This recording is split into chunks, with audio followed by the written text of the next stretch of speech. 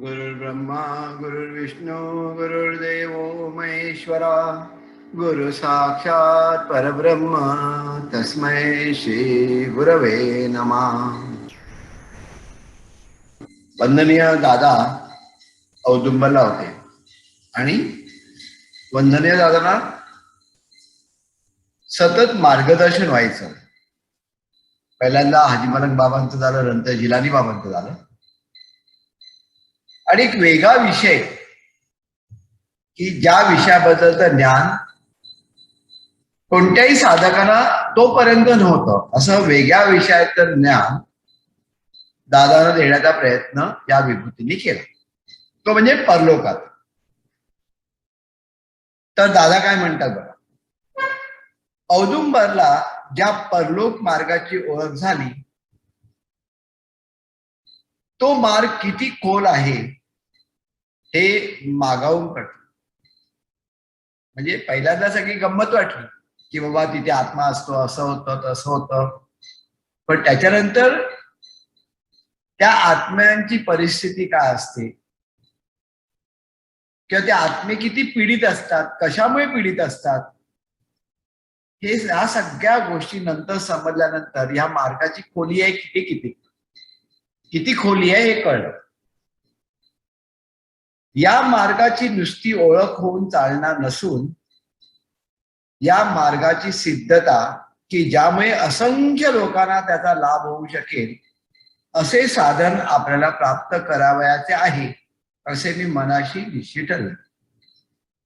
म्हणजे ज्या वेळेला दादांना एक प्राथमिक ओळख झाली या मार्गाची आणि कळलं नेमकं की हे आत्मे कसे असतात, कसे तिष्ठत असतात, त्यांचा इकडे य जगातील लोकांना कसा काय त्रास होतो, जोपर्यंत ते पुढे जात नाही तोपर्यंत हे अतृप्त आत्मे तसेच राहणार आणि ते तसेच त्रास देणार.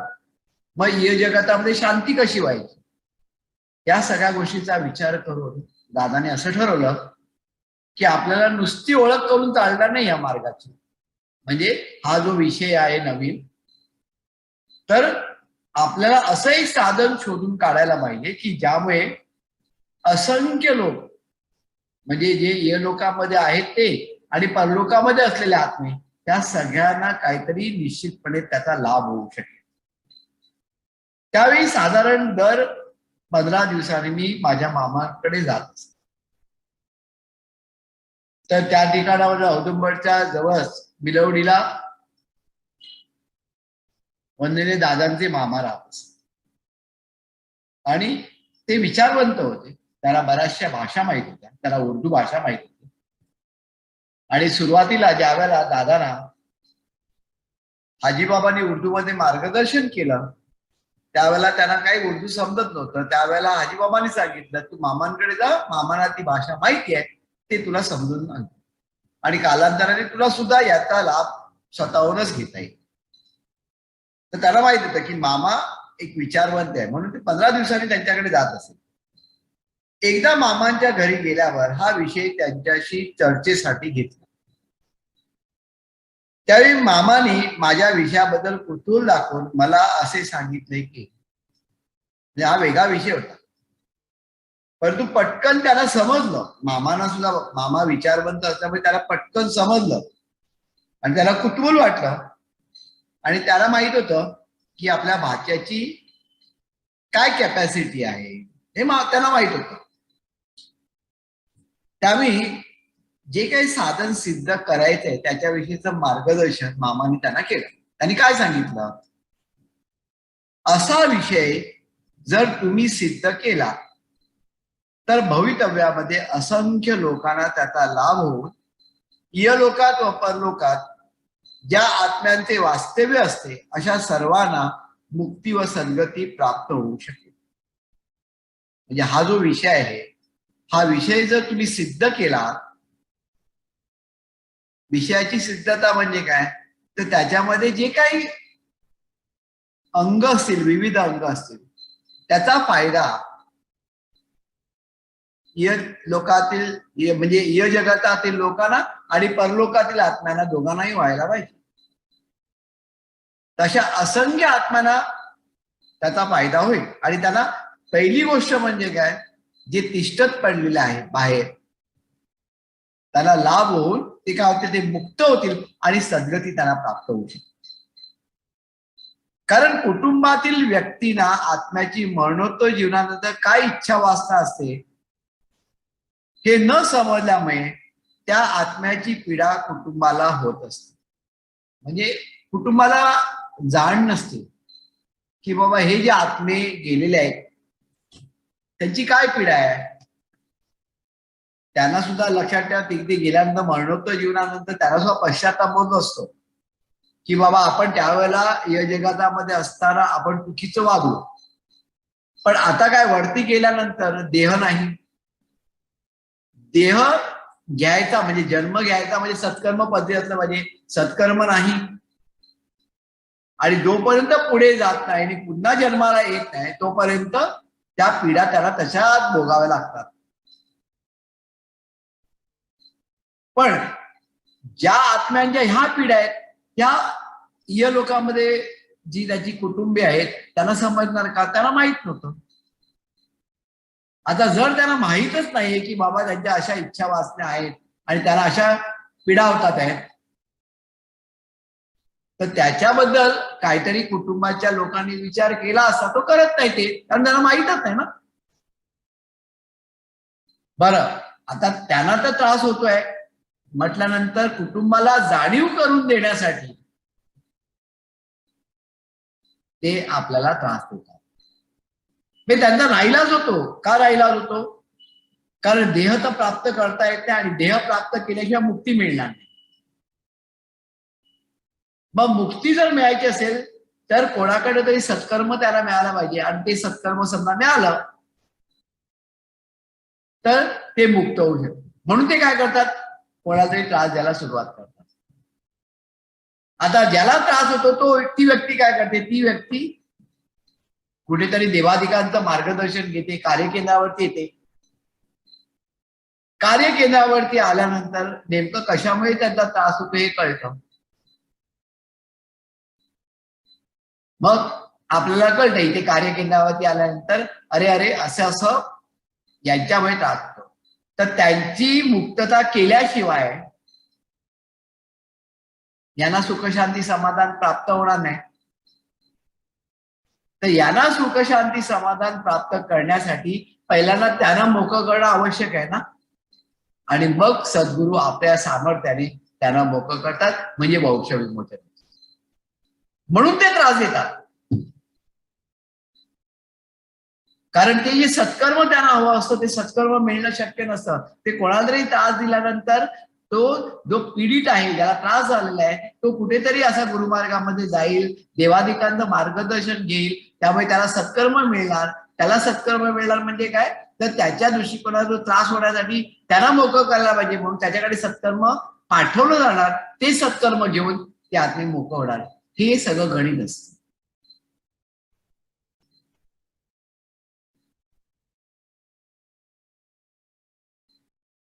अशा वेळी नुसती जी पीडा आहे तिचे शालन होऊन चालणार नाही. नुसता कर्माचा होणारा त्रास निवारण करणे हे ठीक नसून जो आत्मा आपल्या कृतकर्मामुळे पीडित झाला आहे ती पीडा बाजूला गेली पाहिजे. अतिशय महत्वाचा सिद्धांत आहे. म्हणजे समजा पीडा त्रास होते तर त्रास आपण बाजूला करू शकतो किंवा थोपवून ठेवू शकतो. परंतु ज्याच्यामुळे त्रास होतो आहे तो तसाच राहिला की नाही. म्हणजे कर्म आपण थोपवून ठेवला तो पुन्हा त्रास देणारच.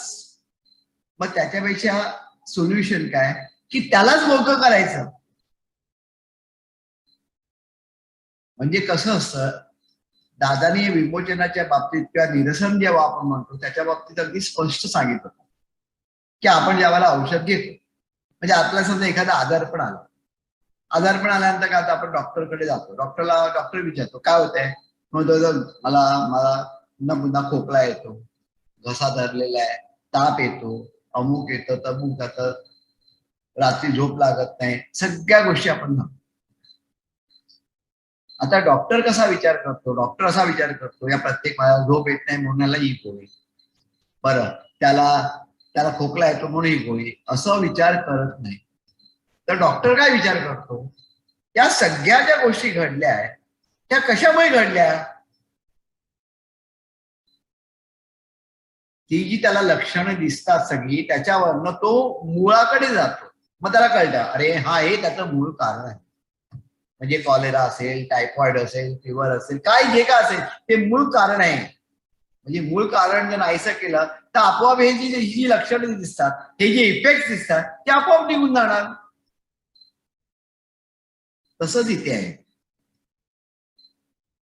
ते जर कर्म आहे किंवा जी पीडा आहे ती आपण बाजूला करून ठेवली, ठीक आहे, पण ज्याच्यामुळे ती पीडा निर्माण होते त्याचं काय, त्याला मुक्त करायला पाहिजे की नाही. हा महत्वाचा सिद्धांत होता आणि हा मामा आणि दादांच्या डोक्यामध्ये घातला. नुसता कर्माचा होणारा त्रास निवारण करणे हे ठीक नसून जो आत्मा आपल्या कृतकर्मामुळे पीडित झालाय ती पीडा बाजूला गेली पाहिजे व आत्म्यालाही सद्गती प्राप्त व्हायला पाहिजे. म्हणजे दोन्ही गोष्टी व्हायला पाहिजे, ती पीडा पण बाजूला व्हायला पाहिजे आणि त्याला सुद्धा सद्गती प्राप्त व्हायला पाहिजे. यासाठी मरणोत्तर जीवन सुद्धा एक जीवन असून त्या जीवनात काय काय अंतर्भूत झाले याचा नुसता विचार करून चालणार नाही. लोकांमध्ये जीवनाबद्दलचं भरपूर माहिती आहे, कारण का लोकांमध्ये आपण पाहतो ना,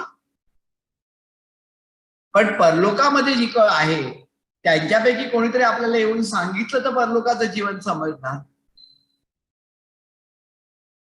आणि पुढे दादा काय म्हणतात बघा, मेल्याशिवाय स्वर्ग दिसत नाही, म्हणजे प्रत्यक्षात मला तिथे जायला पाहिजे तरच कळेल की बाबा तिथे काय काय गरज आहे. तर त्यामुळे ते सुद्धा एक जीवन आहे आणि त्या जीवनात काय काय अंतर्भूत आहे याचा नुसता विचार करून चालला नाही. म्हणजे आपण कल्पनेने नाही असं असू शकेल तसं असू शकेल नाही, आपल्याला फर्स्ट हँड इन्फॉर्मेशन तिथे पाहिजे. फर्स्ट हँड इन्फॉर्मेशन जर तिकडचे असेल तर त्याच्याविषयी विचार करून तिकडचे काय प्रॉब्लेम्स आहेत ते दूर करता येतील. आणि तशी फर्स्ट हँड इन्फॉर्मेशन दादानी काढली. पुढे बघा, पुढे काय म्हटलंय बघा, तर नुसता विचार करून चालणार नाही. दिवंगत आत्म्याचा त्रास होऊ नये म्हणून दानधर्म करणारे अनेक लोक असतील. म्हणजे दानधर्म करतात की बाबा आपल्या कुटुंबामध्ये मरणोत्तर जीवनानंतर त्यांना सुख प्राप्त, शांती प्राप्त व्हावी आणि त्यांचा आपल्याला काही त्रास होऊ नये म्हणून दानधर्म करतात लोक. ज्यांना होणारा त्रास हा कशामुळे होतो हे निश्चित समजत नाही अशा व्यक्तींनी आपल्या घराण्यातील दिवंगत व्यक्तींना मुक्त करण्याचे कर्तव्य करावयाचे आहे. आता नेमका त्रास कशामुळे होतो हे माहित नाही का. त्यामुळे आपल्या घराण्यातले समजा दिवंगत व्यक्ती असेल त्याला मुक्त करण्याचे हे पहिल्यांदा मुख्य कर्तव्य आहे. हे जर त्यांना समजले तर ते निसंकोचपणे हा विधी तीर्थक्षेत्री जाऊन करतो. म्हणजे हे आपलं कर्तव्य आहे असं जर त्याला कळलं तर नक्कीच कळतील, पण त्याला माहितच नाही ना की बाबा हा त्रास नेमका याच्यामुळे होत आहे म्हणून. आणि मार्गदर्शन करणारं कोणच नव्हतं. मग जर माहीतच नसेल तर काय होणार, पण जर कळलं तर त्यांची तयारी असते लोकांची, बाबा जाऊन त्याला मुक्त अवस्था प्राप्त करून देण्यासाठी जे काय करणं शक्य आहे ते करतात. पण होणारा त्रास समजूत असूनही आज काही करता येत नाही. काय काय वेळेला आपल्याला काय होतं की समजतो हा त्रास होतोय पण तरी काही करता येत. ज्या परलोकवासी झालेल्या व्यक्तींच्या पीडा आपणास होतात त्यासाठी शास्त्रात त्रिस्थळी यात्रा, दानधर्म, अन्नदान, वस्त्रदान, नारायण नागबळी आदी विधी सांगितले असून या विधी माध्यमातून अंश मात्र सुटका होते. शास्त्र काय म्हणतं, गया, बोध अशा 2-3 ठिकाणी, 3 स्थळे आहेत की त्या ठिकाणी जाऊन यात्रा करायला पाहिजे, दान धर्म करायला पाहिजे, अन्नदान करायला पाहिजे, वस्त्रदान करायला पाहिजे, नारायण नागबळी सारखे विधी सुद्धा केली जातात. परंतु आपल्या मार्गामध्ये असं काही सूचित केलं जात नाही, हे लक्षात ठेवायचं. हे शास्त्र सांगतं सर्वसामान्य माणसांच्या बाबतीत. शास्त्र काही चुकीचं सांगत नाही, परंतु एकच गोष्ट लक्षात ठेवायला पाहिजे, डिफिकल्टी कुठे आहे? डिफिकल्टी दोन गोष्टींमध्ये आहे. एक म्हणजे ते जे शास्त्र आहे ते शास्त्र व्यवस्थित जाणणारी व्यक्ती पाहिजे. म्हणजे जो काय पूजन हवन वगैरे होतो तो शास्त्रोक्त पद्धतीने व्हायला पाहिजे, मंत्रोच्चार व्यवस्थित व्हायला पाहिजे, त्याची सांगता व्हायला पाहिजे, संकल्प मांडला पाहिजे, या सगळ्या गोष्टी व्हायला पाहिजे व्यवस्थित. म्हणजे कसं आहे, जी व्यक्ती ते करणार आहे ना त्या व्यक्तीला पूर्ण त्याचं ज्ञान असलं पाहिजे, हे एक. आणि जो यजमान आहे म्हणजे जो बसतो हा विधी करायला, त्याचा देह सुद्धा तो विधी करण्याचं सामर्थ्य त्या देहामध्ये असलं पाहिजे, तेवढा त्याच्यामध्ये शुद्धता त्याच्यामध्ये असली पाहिजे. दोन्ही ठिकाणी गडबड असते. शास्त्रामध्ये गडबड नाही, शास्त्रामध्ये लक्षात ठेवा ती शक्ती आहे, त्या मंत्रांमध्ये ती शक्ती आहे, त्या विधीमध्ये ती शक्ती आहे, त्याचं सामर्थ्य आहे ते करण्याचं. परंतु गडबड कुठे होत आहे, सांगणारे जे आहेत ते तेवढे सक्षम नसतात आणि करणारे जे आहेत त्यांचा तेवढा शरीराचा दैहिक विकास झालेला नसतो. त्यामुळे केलं तरी पूर्णपणे त्याची फायदा होतो. परंतु इथे तर अंशमात्र सुटका होते. का? जो आत्मा वासना वलयामध्ये बद्ध झालेला आहे त्याची मुक्तता या विधीने होते. वासनेमध्ये जो अडकलाय ना त्याची, परंतु ते वासना वलय मुक्त न झाल्याने म्हणजे कर्म हे शिल्लक राहिल्याने त्याचे अस्तित्व कुटुंबाशी संबंधित राहतो व पीडाही शिल्लक राहतो. तो मोकळा झाला, पण त्याने जे कर्म करून ठेवलंय त्याचं काय? त्याला वाली कोण आहे? ते नाही जाणं त्याच्या बरोबर, त्याचं विमोचन करायला पाहिजे. आणि वंश विमोचन, कर्म विमोचन, ऋणमोचन, कळलं की नाही? म्हणजे विमोचन हा आपल्या गुरुमार्गातील एक प्राथमिक असा भाग आहे. त्यामुळे काय काय वेळेला सुखशांती समाधान मिळायला वेळ लागतो, कारण पूर्ण कुटुंबाचं विमोचन होत असतं. बाबा पूर्ण कुटुंबाचं विमोचन करत असतात सगळ्यांचं. आणि मग त्याच्यामध्ये कर्म विमोचन असेल, वंश विमोचन असेल, ऋणमोचन असेल, परंतु ही विमोचन केल्यानंतर सुखशांती समाधान प्राप्त होणार ना. आपल्याला समजा सांगितला हा विधी करा, अमुक करा, म्हणजे काय? टेम्पररी सोल्युशन मिळेल. म्हणजे काय, जे कर्म आघात करणार आहे ते आघात करणार नाही, पण आपल्याला जे काही सांगितलंय ते बंद केल्याबरोबर ते कर्म येऊन आघात करणार. आपल्याला टेम्पररी सोल्युशन नको आहे, आपल्याला परमनंट सोल्युशन हवं आहे. काय? त्याचं मूळच काढून टाकायचंय आपल्याला, मूळच काढून टाकायचंय आणि त्याच्यासाठी वेळ लागतो. तर आपल्यामध्ये श्रद्धा आणि सबुरी या दोन गोष्टींना खूप महत्व आहे. बाबांचे हे शब्द आहेत की तुम्हाला परमनंट सोल्युशन हवंय की नाही, तुम्हाला टेम्पररी सुख शांती समाधान हवंय का नाही, निरंतर आपल्याला शांती आणि समाधान हवंय नाही का. सुख तर मिळणार, पण निरंतर शांती आणि समाधान हवे असेल तर थोडा वेळ लागेल. तोपर्यंत आपल्याला पेशन्स ठेवायला पाहिजे. मला आज मिळायला पाहिजे, अमुक व्हायला पाहिजे, तमुक व्हायला पाहिजे, नाही होणार तसं. कारण सगळ्या गोष्टीचा विचार करून आपल्याला देव देत असतो. ओके. आत्म्याची मुक्तता या विधीने होऊ शकेल, पण आत्म्याचे जे कर्म अपायकारक म्हणून शिल्लक राहिलेले असते ते कर्म कुटुंबातील इतर व्यक्तीला भोगावे लागतात. त्या कर्माचाही क्षय व्हावयास पाहिजे असा थोर विचार करून आपण आपले साधन सिद्ध करा असे बाबाने मला सांगितले. किती महत्वाची गोष्ट आहे. त्यांना मुक्त करा. अरे पण त्यांनी केलेल्या कर्माचं काय, त्या कर्माचा पण क्षय व्हायला पाहिजे ना. त्यामुळे अशा रीतीने साधन सिद्ध करा की ते मोकळे होते आणि त्यांचं जे कर्म आहे त्या कर्माचा काय होणार, क्षय होईल. म्हणजे त्याचा त्रास या जगतातील लोकांना होता कामा नाही. पुढे इतका विषय त्यांच्याकडून कळल्यानंतर ह्या विषयाची सिद्धता करण्याची जबाबदारी काय आहे याचा विचार मी दिवस रात्र करू लागलो. हे आता नवीनच होतं ना.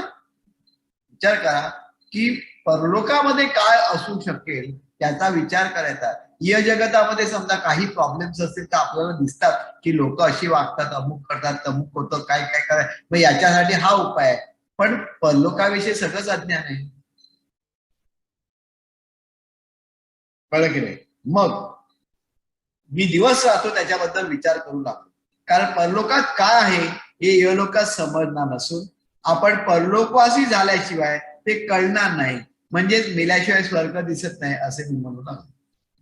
म्हणजे परलोकवासी झाल्याशिवाय कळणारच नाही. पण असं परलोकवासी होणं शक्य आहे का. विचार करता असे अनुभवास आले की एखाद दुसऱ्याने आपल्या कुटुंबाच्या दिवंगत व्यक्तींचे त्रास वाचवण्यासाठी वरील विधी केले असतील.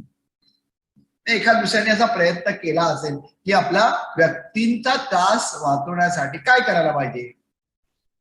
म्हणजे कर्म विमोचन, वंश विमोचन, म्हणजे त्या वंशाचे जे काही पूर्वज आहेत त्यांनी केलेली जी कर्म आहे त्यांचं विमोचन.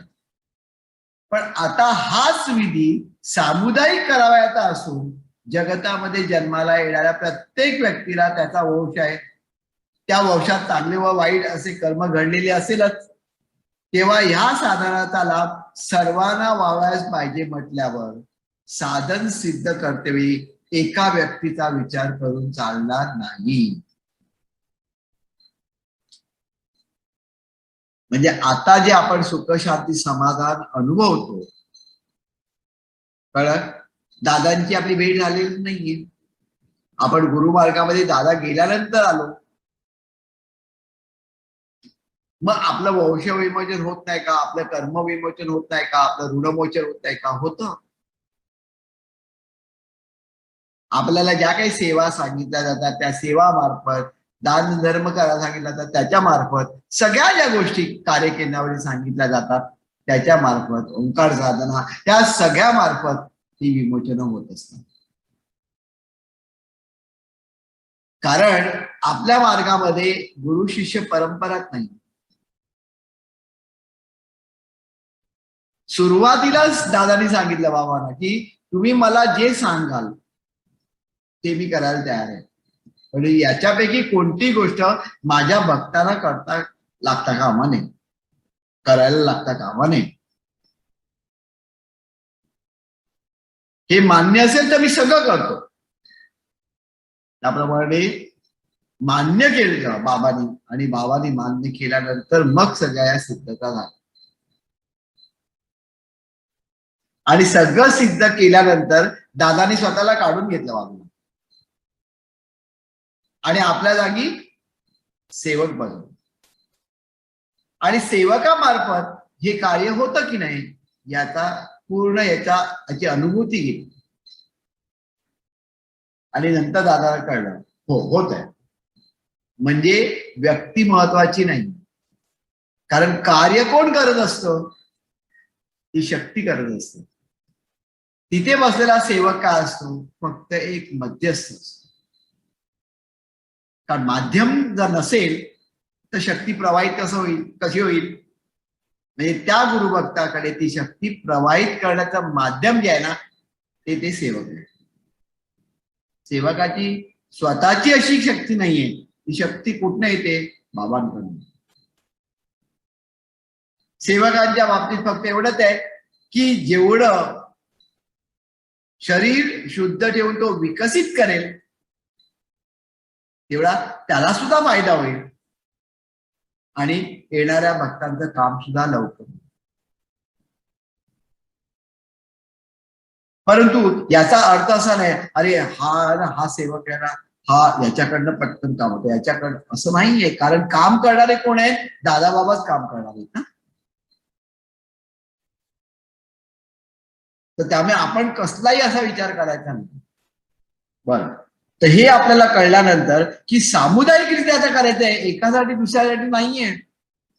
आणि पुढे सुद्धा हे भवितव्य चाललं पाहिजे, नुसतं आता करून चालणार नाहीये. तर एवढा विचार केल्यानंतर दादा काय म्हणतात बरं, या विचाराने करीत असलेल्या साधनेमध्ये जेवढी गोडी होती तेवढी न राहता दिवसेंदिवस मी हताश होऊ लागलो. म्हणजे पहिल्यांदा जसं वाटत होतं ना की बाबा करूया हे करूया, पण एवढ्या लोकांचं करायचं, प्रत्येकाचा वंश वेगळा असणार, त्याच्यामध्ये त्यांची कर्म वेगळी असणार, कळलं की नाही. म्हणजे त्याला मोकळं करायचं आणि त्या कर्माचं सुद्धा निरसन करायचं किंवा त्याचं शालन करायचं, कळलं की नाही, ही सोपी गोष्ट नव्हती. एखाद दुसरा असेल तर गोष्ट वेगळी. एके दिवशी पहाटे 3 वाजता जाग आली. त्यावेळी साधारण 5 ते 10 आत्मे मला हाक मारित आहेत असा भास झाला. पण ही हाक दूरवर ऐकू येत होती. त्या दिशेने मी त्यांच्या जवळ गेलो. त्यांची ओळख व परिचय नव्हता. म्हणजे त्यावेळेला लक्षात ठेवा, त्यांचा परिचय नव्हता. दादा झोपले होते, रात्री 3 वाजता वगैरे त्यांना जाग आली आणि कोणतरी हाक मारते असं त्यांना वाटलं आणि त्यांना कळलं की 5 ते 10 आत्मे. दादा त्या दिशेने त्यांच्या जवळ गेले. त्याची ओळख नव्हती, त्यांचा परिचय नव्हता. परंतु मरणोत्तर जीवनानंतर त्यांची जी इच्छा होती त्यामध्ये मी करीत असलेल्या साधनेचा विषय त्यांनी सांगितला व म्हटले. म्हणजे मरणोत्तर जीवनानंतर जी इच्छा होती त्यामध्ये मी करीत असलेल्या साधनेचा विषय त्यांनी सांगितला व म्हटले की आमची जी काही मदत आपल्याला लागेल ती आम्ही करू. कारण ते आत्मे तिकडे होते परलोकाचे. कारण आज शेकडो वर्ष होऊन गेली, कोट्यावधी आत्मे मुक्ततेसाठी व सद्गतीसाठी तिष्ठत आहेत. बहु गर्दी झालेली तिकडे परलोकामध्ये. त्यांना जर मोकळं केलं नाही ना तर य जगताच्या लोकांना हा त्रास भोगावाच लागणार आहे. कारण त्याला मोकळं करणार कसं, मगाशी सांगितलं ना तत्व. याचा परिणाम य जगतावरती होत असून त्याची जाणीव आम्हाला आहे. ते आत्मे सुद्धा जे आले होते त्यांना माहित होतं की बाबा आपलं ज्या वेळेला आपण खाली होतो त्यावेळेला आपल्याकडनं चुका घडल्या आणि आता ही परिस्थिती आहे, पण करणार काय. आता पश्चाताप होतो. ज्या वेळेला देह होता त्यावेळेला कर्म करताना विचार केला नाही, पण आता पश्चाताप होतो. मग आता जर कोणी मुक्तता देत असेल तर ती घ्यायची आणि जो प्रयत्न करायचा, तोपर्यंत कधी कोणी प्रयत्न केला होता, कोट्यावधी आत्मे होते, तर त्याला आपण मदत करायची जेणेकरून आपल्याला मुक्तता प्राप्त होऊ शकेल. हा विचार त्या आत्म्यांच्या जवळ होता. त्याला ते म्हणतात बघा, याचा परिणाम ह्या जगतावरती होत असून त्याची जाणीव आम्हाला आहे, पण देह नसल्यामुळे व जन्म मिळत नाही म्हणून काही प्रयत्न करता येत नाही. म्हणजे आता आम्हाला पश्चाताप होतो, पण काय देह नाहीये आणि जन्म मिळत नाहीये, वेळ आलेली नाही, तेवढा सत्कर्म संचय झालेला नाहीये. अरे मुक्ततेसाठी जर सत्कर्म नाहीये तर जन्म घेण्यासाठी कुठचं येणार. कारण मग जन्म घेते वेळी जे काय सत्कर्म असतं त्याच्या 50% सत्कर्म खर्ची झालेलं असतं. आता विचार करा की आपल्याला मनुष्याचा जन्म प्राप्त झाला आहे, तर याचा अर्थ काय की आपल्याकडे सत्कर्म होतं ना, आणि खूप मोठ्या प्रमाणात होतं, म्हणून तर आपली गुरु भेट झाली.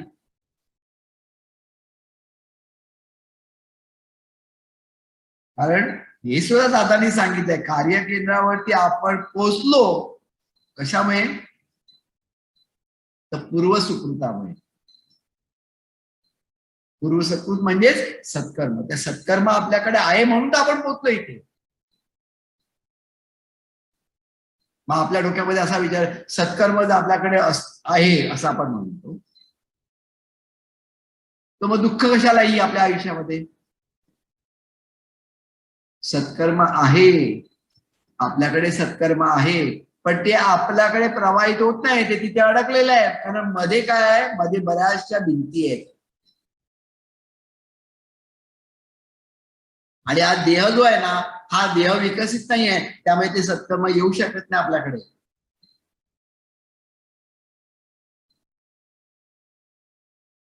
आणि सत्कर्म तिकडे आहे हे दादांना माहिती आहे, हे बाबांना माहिती आहे, हे देवाला माहिती आहे. याच्याकडे ऑलरेडी सत्कर्म आहे, फक्त याच्याकडे प्रवाहित होत नाही कारण त्याच्या आयुष्यामध्ये ही अडचण आहे.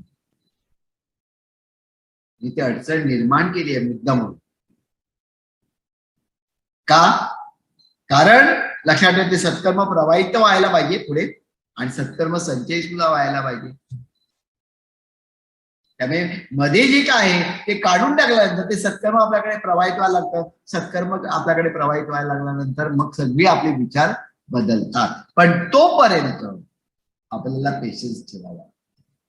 काय काय वेळेला या गोष्टी पटकन होतात, काय काय वेळेला त्याला विलंब लागतो. कारण आपण मागच्या जन्मामध्ये काय केलं आपल्याला काय माहिती, किंवा या घराण्यामध्ये आपण जन्माला आलो त्यांनी काय केलं आपल्याला कुठे माहिती. जे काय आहे ते नशिबात असं आले, जे प्रारब्ध आपण म्हणतो त्या प्रारब्धामध्ये सगळं आलेलं आहे. परंतु प्रारब्धामध्ये जरी आलेलं असेल तरी प्रारब्ध आपल्याला सद्गुरु कृपेने बदलता येतं. त्याच्यासाठी फक्त काहीच करायचं नाहीये, त्यांना शरण द्यायचं, एवढंच करायचं.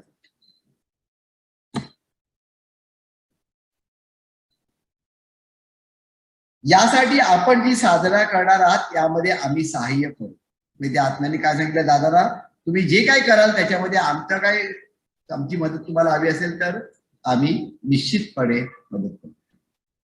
परलोक याबद्दल ते तत्वज्ञान अभ्यासासाठी फार खोल आहे व त्या ज्ञानातून प्रात्यक्षिक अनुभवास यायला पाहिजे. म्हणजे प्रत्यक्ष कळलं पाहिजे, नुसतं थिअरी नाही चालणार, प्रत्यक्ष कळलं पाहिजे, प्रात्यक्षिक पाहिजे. साधनेमध्ये एक प्रश्न सुटत असतो व दुसरा प्रश्न समस्या, म्हणजे दुसरा प्रश्न म्हणजे समस्या म्हणून पुढे उभी राहते. म्हणजे दादा काय म्हणतात, त्याच्यामधनं कुठेतरी वाटत होतं की बाबा हे आता आपला गुरुमार्गामध्ये आपण असं एक नवीन प्रश्न येऊन उभा राहिला. नवीन प्रश्न म्हणजे काय, परलोकाचा जर अभ्यास करायचा असेल तर प्रात्यक्षिक कसं काय शक्य आहे. अशा वेळी आपण जरी जगाला ज्ञान म्हणून हे शास्त्र सांगितले तरी जोपर्यंत त्याची अनुभूती अनुभवता येत नाही तोपर्यंत ते तत्वज्ञान बोलण्यासाठी बरे आहे, पण चालण्यासाठी फार अवघड आहे. म्हणजे काय, लोकांना जोपर्यंत त्याची अनुभूती येत नाही, अनुभवता त्यांना येत नाही तोपर्यंत लक्षात ठेवा, तुम्ही तुमचं तत्वज्ञान तुमच्याकडे ठेवा. आम्हाला जर अनुभूती येत नाही तर आम्ही कशाला ऐकणार. दादा काय विचार म्हणजे आपलं अशा रीती असलं पाहिजे की लोकांना त्याची अनुभूती यायला पाहिजे. यासाठी जे कोणी परलोकवासी झालेले आहेत त्या आत्म्यांशी संपर्क साधावा किंवा जोडावा असे जर साधन उपलब्ध करून घेतले तर परलोकवासी जे आत्मे आहेत त्यांची इच्छा काय आहे व म्हणतो जीवनांत जीवन म्हणजे काय हे सांगता येईल. म्हणजे बघा काय विचार केला दादानी, प्रात्यक्षिकाशिवाय लक्षात ठेवा काय नेमकं घडतं हे कळणार नाही. मग ते प्रात्यक्षिक करण्यासाठी काय पाहिजे, त्या आत्म्यांशी संबंध जोडायला पाहिजे ना परलोकवासी जे आहेत ते. आणि त्याच्यासाठी काय करायला पाहिजे, त्याच्यासाठी कुठंतरी साधन उपलब्ध करून घ्यायला पाहिजे. फक्त कल्पनेने सांगणे इतरांच्या हिताचे नसून जगाला हे सत्य आहे पटले पाहिजे. म्हणजे असं काहीतरी आहे बाबा, आत्मे आहे, त्याचा त्रास आपल्याला होतो, कळलं की नाही, हे सगळं जगाला पटलं पाहिजे. नाही तर तुम्हाला तुमच्या मागे लागतील अंधश्रद्धा अंधश्रद्धा म्हणून तुम्ही काय करता, काय वाटेल ते सांगता का. आज जगात अंधश्रद्धा ठेवणारे लोक फारच थोडे आहेत. लोक काय अंधश्रद्धा ठेवणारे लोक फार थोडे आहेत. होते पण त्याचं प्रमाण आता खूप कमी झालं आहे. पण सज्ञान होऊन या मार्गावर विश्वास ठेवणारे बहुसंख्य लोक आपणास भेटतात. म्हणजे ज्ञानी होऊन अभ्यास करून आता बरेचसे लोक आपल्याला असे भेटतात.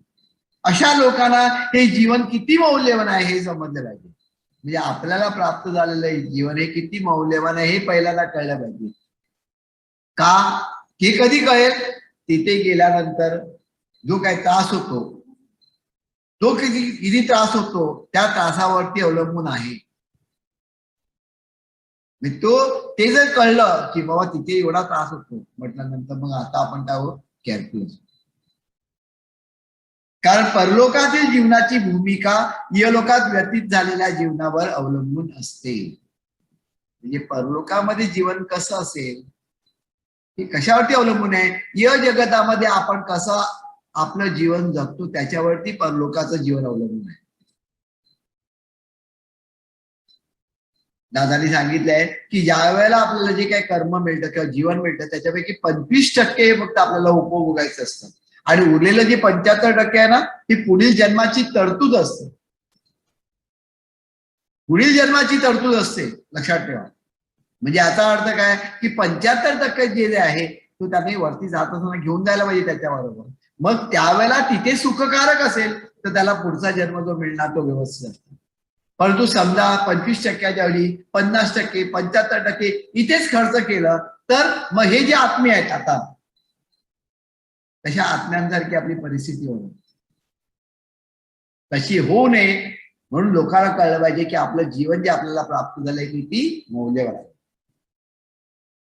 हे जीवन प्राप्त जन्मामध्ये आपल्याला वाटायला येते ते केवळ भोगून आपण संपत असतो. आपल्याला जे काय मिळालं आहे ते आपण भोगतो आणि संपवतो, उपभोगतो खरं म्हणजे. पण या जीवनापैकी काही जीवन पुढच्या परलोकी जीवनासाठी जर शिल्लक राहिलेले असेल तर मरणोत्तर जीवनात उत्तम असे जीवन आपल्याला प्राप्त होते. सांगितलं ना 25%, 75% फक्त 25% इकडे वापरायचं. मग मेल्यानंतर सुद्धा जीवन अतिशय सुंदर जीवन मिळतं. आणि तशा रीतीने समजा आपण जीवन व्यतीत केलेलं असेल तर मग मरणाची भीती पण वाटत नाही. कारण माहितीये मरण म्हणजे काय, मृत्यू म्हणजे काय, तर मृत्यू म्हणजे हा जो इहजगतामध्ये आहे या जीवनाची ही लय आहे. पण तिकडे ताबडतोब सुरुवात, वरच्या जीवनाची सुरुवात आहे ना तिकडे. यासाठी कोणी मध्यस्थ आपण जर निर्माण करू शकलो तर त्या मध्यस्थाकडून परलोकाबद्दल जे ज्ञान हे आत्मे देतील त्याचा उपयोग इह जगतातील लोकांना ज्ञानी करण्यासाठी उपयोगी पडेल असा मी विचार केला. दादाने काय विचार केला की मध्यस्थ म्हणून जर आपण निर्माण करू शकलो, कोणामध्ये मध्यस्थ, इहलोकामध्ये आणि परलोकामध्ये, आणि मग परलोकाबद्दलचं जे काही ज्ञान आहे हे आत्मे देतील याचा उपयोग इह जगतातील लोकांना ज्ञानी करण्यासाठी उपयोगी पडेल असा मी विचार केला. म्हणजे मध्यस्थ, कोणता मध्यस्थ? इहलोकामध्ये आणि परलोकामध्ये मध्यस्थ म्हणजे जे आत्मे ऑलरेडी मुक्त झाले म्हणण्यापेक्षा इकडनं गेलेले आहेत, कळलं की नाही, असे समजा आत्मे आपल्याला मिळाले तर त्यांच्या माध्यमातून आपल्याला ज्ञान प्राप्त होईल आणि ज्ञान प्राप्त झाल्यानंतर इह जगतामध्ये आपण ते ज्ञान देऊ शकतो आणि इकडचे लोक ज्ञान. पुढचा जो पॅराग्राफ आहे याचा अभ्यास आपण पुढच्या वेळेला करू. सच्चिदानंद सद्गुरु साईनाथ महाराज की जय. श्री गुरुदेव दत्त सदानंदाचार्य को. सच्चिदानंद सद्गुरु श्री पंत महाराज की जय. श्री गुरुदेव दत्त. श्री सद्गुरुनाथ दादा महाराज की जय. श्री गुरुदेव दत्त.